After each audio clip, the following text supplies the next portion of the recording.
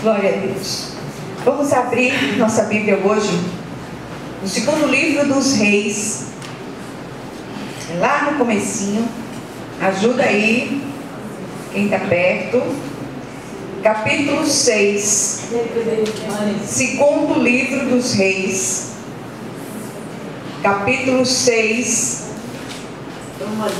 e a gente vai ler do versículo 8 até o 17.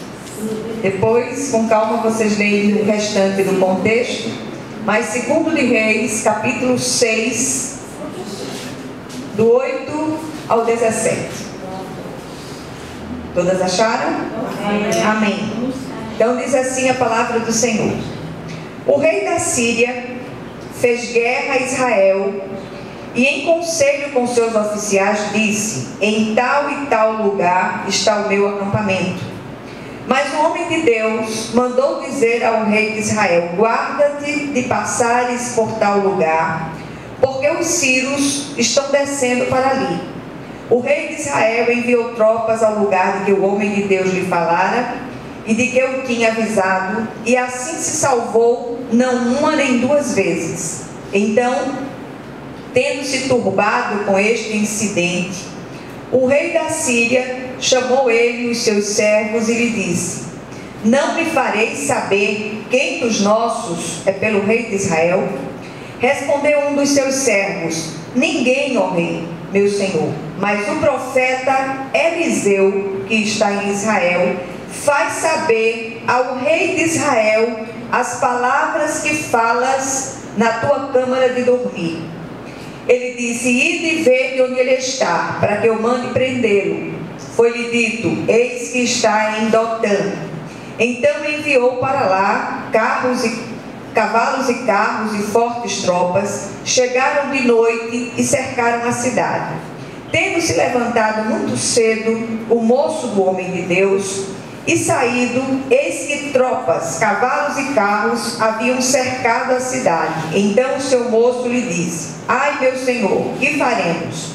Ele respondeu: não temas, porque mais são os que estão conosco do que os que estão com eles. Orou Eliseu e disse: Senhor, peço-te que ele abra os olhos para que veja.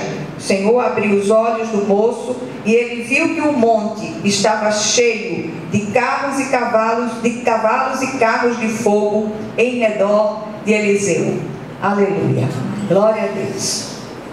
Vamos orar. Senhor, nosso Deus e nosso Pai, Tu sabes, Senhor, como nós estamos necessitadas aqui nesse grupo do sobrenatural de Deus, de experimentar uma intervenção poderosa do Senhor nas nossas vidas, nas nossas encrencas, nas nossas casas, nas nossas famílias, na nossa nação, Senhor. Tem misericórdia da nossa nação. Manda teus carros e cavalos de fogo para este lugar. Vem socorrer o teu povo, Deus, em nome do Senhor Jesus, para a honra e glória do teu nome. Ministra essa palavra da força do teu Espírito, que nós possamos compreender aquilo que tu desejas ministrar a nós hoje, em nome de Jesus. Amém. Amém. Minhas amadas, o que eu queria começar dizendo a vocês hoje é que sossegue o seu coração, porque tem um exército do céu pelejando por nós. Amém. Esse texto, ele descreve uma ação lá do passado do profeta Eliseu, que era sucessor de Elias, e descreve essa ação contra o exército do rei da Síria, que se levantou com uma fúria muito grande para destruir o pequeno exército de Israel, o pequeno reino de Israel. E acontece uma coisa muito interessante aqui, é que quando o rei da Síria, que eu acredito que tenha sido Ben-Hadad, não sei, no texto não descreve, mas enfim, ele tramava uma emboscada contra Israel, e o profeta Eliseu era avisado pelo Senhor de tudo que o rei da Síria tramava contra Israel no seu quarto de dormir. E aqui a gente para um pouco para olhar para o ministério desse homem de Deus. Ele foi o sucessor de Elias. Elias tinha um ministério de fogo, e as palavras de Elias eram cortantes, contundentes. As pessoas morriam de medo quando ele abria a boca para falar. As suas palavras pareciam uma voz de trovão. Eliseu é chamado de um profeta da graça do Novo Testamento, do Velho Testamento. Ele ali, suas palavras eram amorosas e se assemelhavam a uma brisa suave, muito diferente da voz de trovão de Elias. E quando esse exército se levanta, toda a nação ficou apavorada, desesperada, e o moço do profeta, o ajudante do profeta, também teve medo. E esse moço se levanta de manhã e de repente se topa com um exército gigantesco, um aparato bélico tremendo, forças bélicas tremendas contra o reino de Israel. Mas existia alguém que estava ali naquela posição de estrategista de Deus, chefe da inteligência do exército do Senhor. E ele era avisado, era um homem de intimidade com Deus. Nunca foi tão necessário, nunca foi tão importante nós buscarmos essa intimidade com o Senhor. E a gente tem falado muito sobre isso neste lugar. Há uma necessidade de você estreitar seu relacionamento com Deus, de você buscar a presença de Deus. Essa semana nós falamos a respeito da oração em secreto, de você entrar no seu quarto, falar com seu pai que ouve em secreto. Muitos laços têm sido preparados para o povo de Deus nesse tempo, e a gente precisa ter intimidade com Deus ao ponto de discernir aquilo que está à nossa volta. Não se iludam com palavras, não se iludam com determinadas atitudes. Busquem o Senhor. Nunca foi tão necessário que essa nação, que o povo de Deus que está nessa nação, busque o Senhor com toda a força do coração. Não adianta você ir para as redes sociais, não adianta você ir para as mídias todas e fazer, por exemplo, campanha política. Não faz campanha política, faz campanha de oração. O tempo é de campanha de oração, porque ninguém vem com letreiro na testa. Há laços tremendos para os pés do povo de Deus, para fazer com que a gente recue da nossa posição em Cristo. E aqui a gente olha a situação instalada ali. A igreja dos nossos dias precisa restaurar a sua percepção do sobrenatural de Deus. Nós estamos muito secas, muito céticas, achando que Deus não age mais como agia nos dias passados. Essa semana um dos candidatos aí, que eu não vou dizer nome, disse que ninguém esperasse que do céu viesse um anjo vingador para resolver o problema da nação. Não sabe ele que o Deus que agia no passado age hoje. Amém, glória a Deus. Tá certo? Então, o real propósito dos milagres é glorificar o nome excelso do nosso Deus, e não engrossar as fileiras eclesiásticas, lotar as igrejas. Não, é glorificar o nome do nosso Senhor. Existe uma exploração marqueteira dos pseudo-milagres que tem provocado duas reações. Primeiro, a dependência idolátrica dos milagreiros de plantão, ou o ceticismo árido que rejeita o sobrenatural de Deus. Nem um extremo, nem o outro. O mesmo Deus que agia no passado, age hoje. O mesmo Deus que operou maravilhas no passado, opera hoje. O que é que está faltando? Fé. O que é que está faltando? Busca de Deus. Nós precisamos voltar ao primeiro amor. É preciso recolher o braço de carne e buscar a presença de Deus. Deixar que o Senhor haja. Deixar que o Senhor opere nas situações, em nome de Jesus. Então, mesmo quando os nossos olhos espirituais estão impedidos de enxergar, há sim um exército do céu pelejando por nós. E a glória dessa ação é unicamente do Senhor. Através desse episódio, é muito importante a gente olhar para os episódios do passado, a gente fazer releituras contínuas de textos bíblicos que falam dos milagres de Deus, dos agires de Deus, porque quando todas as possibilidades humanas cessam, começam as infinitas possibilidades de Deus. E através desse episódio aqui, Eliseu pôde revelar ao povo dois aspectos do caráter de Deus que nós precisamos voltar a olhar. Primeiro, o Senhor é o forte que vê. Ouviram isso?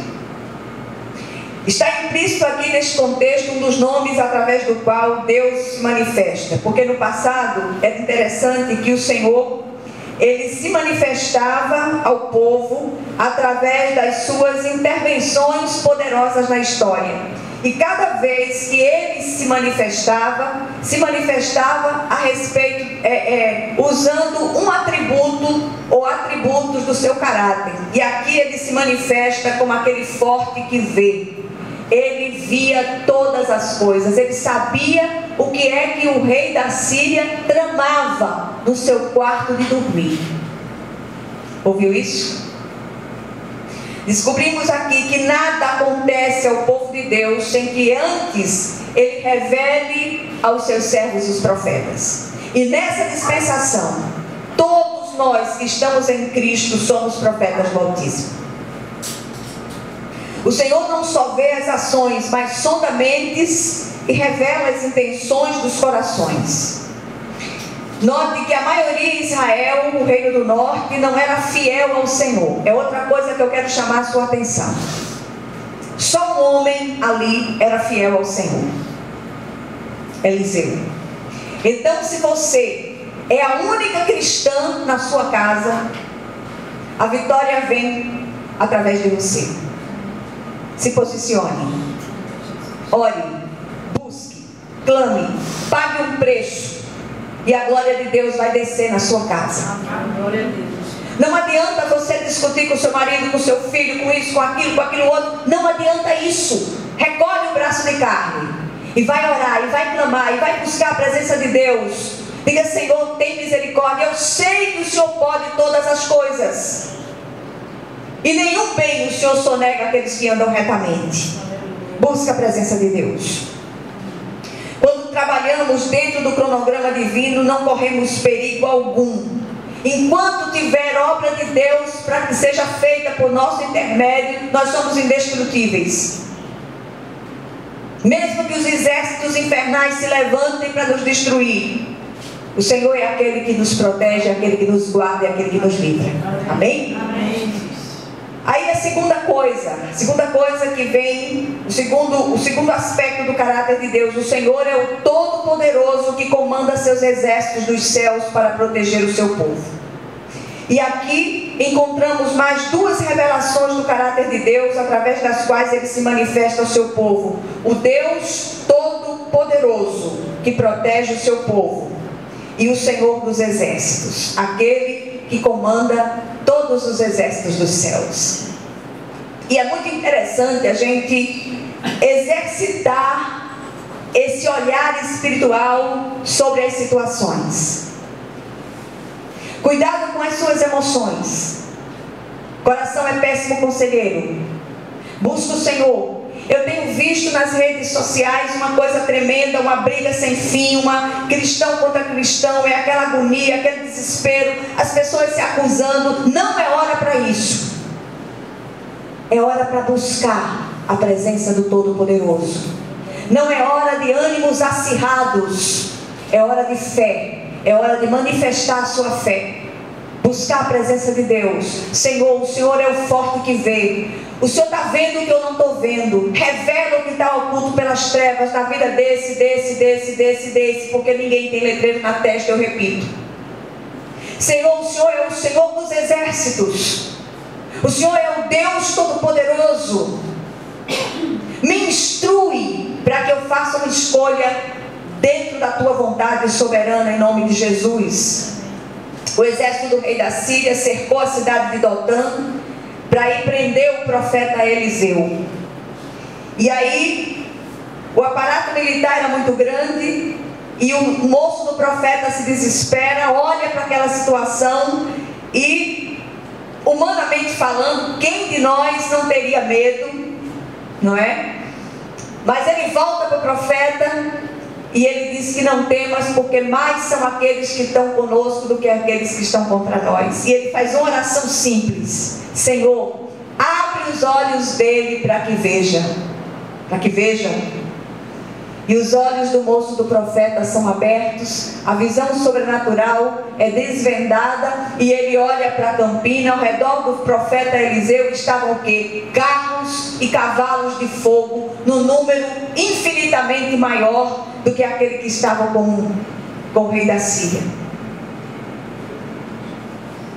O mesmo Deus que abriu o Mar Vermelho, o mesmo Deus que fez maravilhas no passado, o mesmo Deus que fez o Rio Jordão, que transbordava em todas as suas ribanceiras, se levantar uma muralha e o povo passar a pé enxuto, o povo que fez chover pão do céu no deserto, é o mesmo Deus.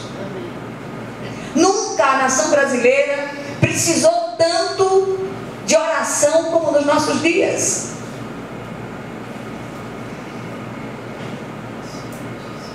Todos os dias somos alvos dos milagres de Deus, mesmo que não tomemos conhecimento disso. Contudo, a nossa fé, ela recebe uma turbinada quando os nossos olhos veem. A palavra do Senhor diz: olha, bem-aventurados os que não viram e creram. Mas tem momentos, não sei se vocês sentem isso, que nós necessitamos, é vital para a nossa fé que a gente veja, que os nossos olhos vejam. E o Senhor entende isso. E o Senhor abre o sobrenatural de Deus para nós. O que aprendemos com a experiência de Eliseu, não vou me alongar muito, porque tem alguém me esperando lá dentro.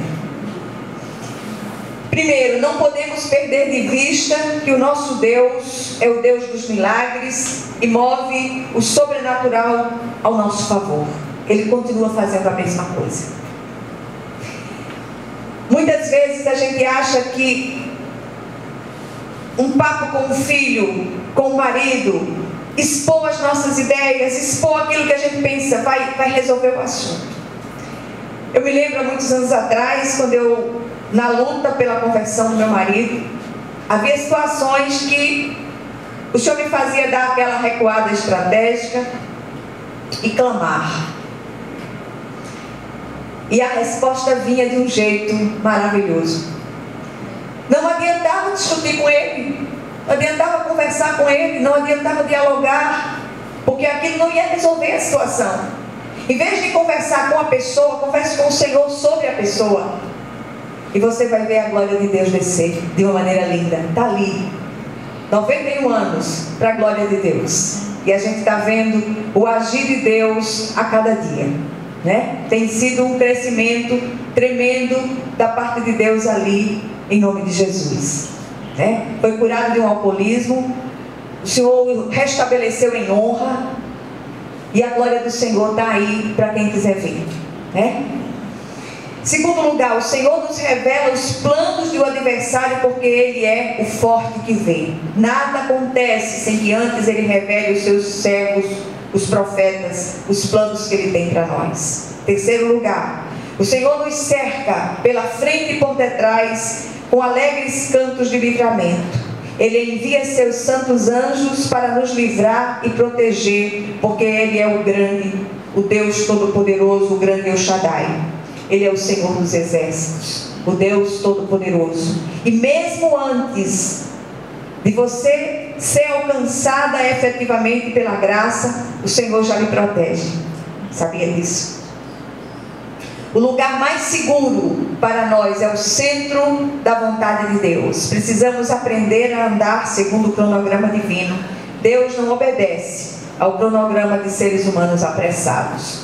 Que o Senhor, Ele aplique a porção dessa palavra ao seu coração, em nome de Jesus. Amém?